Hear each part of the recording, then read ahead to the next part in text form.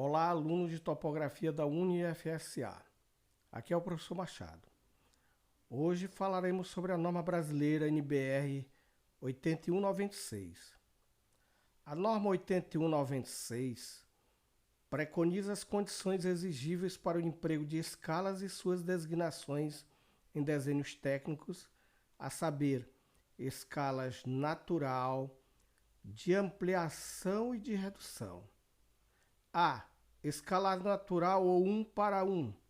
Observação. Quando desenhamos no modelo ou model do AutoCAD, sempre o fazemos na escala natural, isto é, o desenho estará na sua verdadeira grandeza. B. Escala de ampliação x/1, onde x sempre será maior que 1. Observação. Engenheiros e arquitetos em geral não utilizam escalas de ampliação em seus projetos. Por exemplo, poderemos representar o Covid-19, que tem diâmetro de 120 nanômetros numa escala de ampliação 100.000/1, ou seja, o vírus seria representado numa folha de papel com 1,2 centímetro de diâmetro, isto é, 100.000 vezes maior do que ele é na verdade. Seria uma imagem como essa aqui do Covid-19, ampliado 100.000 vezes. C. Escala de redução 1:x, onde x sempre será maior que 1. Escala de redução é a escala em que engenheiros e arquitetos utilizam em seus projetos. Exemplo, uma planta de situação de um terreno com 10 metros de frente por 30 metros de fundo na escala 1:100 é representada no desenho medindo 10 centímetros de frente por 30 centímetros de fundo.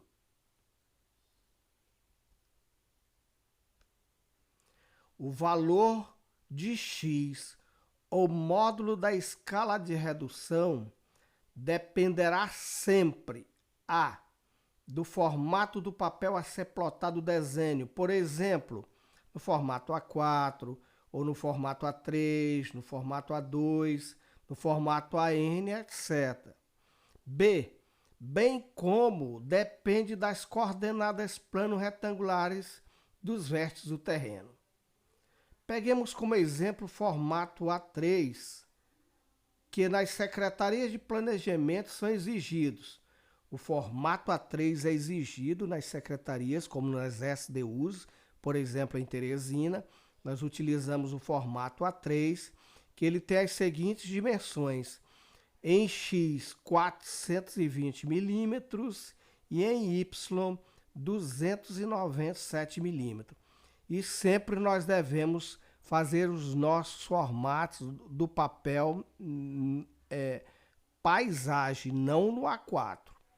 E aí nós fazemos o layout lá no próprio AutoCAD e fazemos um retângulo com as dimensões de 420 milímetros em X e 297 milímetros em Y. Depois de feito o retângulo, nós devemos fazer as margens deste desenho, para que o desenho caiba aqui dentro. Então, colocamos na parte superior 7 milímetros, na parte inferior 7 milímetros, à direita 7 milímetros e à esquerda 25 milímetros para a questão da encadernação do nosso projeto. E aqui na legenda, nós devemos colocar 178 milímetros em X e 50 milímetros em Y. E vamos ver as observações. Observação 1. Para a área do carimbo no formato A3, o valor 178 é fixo, porém o valor 50 é variável, dependendo do projeto que estamos fazendo e quais os detalhes que nós queremos colocar nessa legenda. Observação 2. Repetindo, as bordas superior e inferior e a direita devem ser de 7 milímetros cada borda e a borda esquerda 25 milímetros. Observação 3. A área útil, essa área aqui dentro é a área do desenho, no formato A3, será X, essa distância daqui para cá, tem que ter 388 milímetros.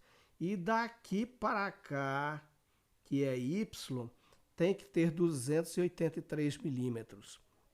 Observação 4. No canto superior direito, aqui, mais ou menos nesta posição, ajusta-se os nortes magnético verdadeiro. Deve ser colocado o norte magnético verdadeiro nesta posição.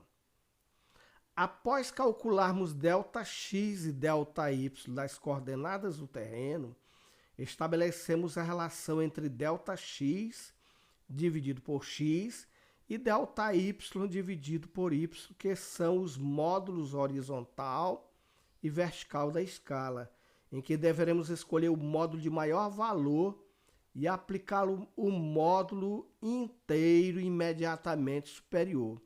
Vamos ver isso na próxima página, como é que se comporta. Tomemos como exemplo um terreno com as seguintes coordenadas. Então aqui, ó, no vértice 1, nós temos x 100, y 300. No vértice 2, nós temos x 200, y 300. No vértice 3, nós temos x 400 e y 200. E por último, no vértice 4, nós temos x 200 e y 100. Então, nós vamos ver agora quem é ΔX. É a variação do maior x menos o menor x. O maior x está aqui em V3, que é 400. E o menor x está em V1, que é 100. Então, 400 menos 100, ΔX dão 300 metros. E agora nós vamos ver ΔY, como é que se comporta. ΔY seria o maior y, que está ou em V1 ou em V2, e o menor y, que está em V4. Então, 300 menos 100 são 200 metros, que é a variação em y. Então, o módulo da escala em x serão os 300 metros dividido por x minúsculo, que era 388 milímetros, nós transformamos em metro, que é 0,388 metros. Dividindo 300 por 0,388, dão 773,19. E guardamos este resultado. Vamos agora calcular o módulo da escala em y, que é o quê? 200 metros dividido por 0,283 metro. Isso dá igual a 706,71. Então, entre os dois módulos da escala x e a escala y, o de maior valor foi o 773,19.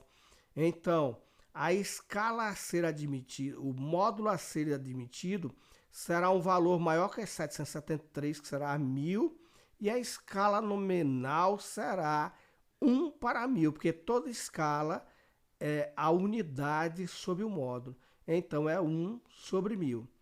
Além da escala nominal, existe a escala gráfica.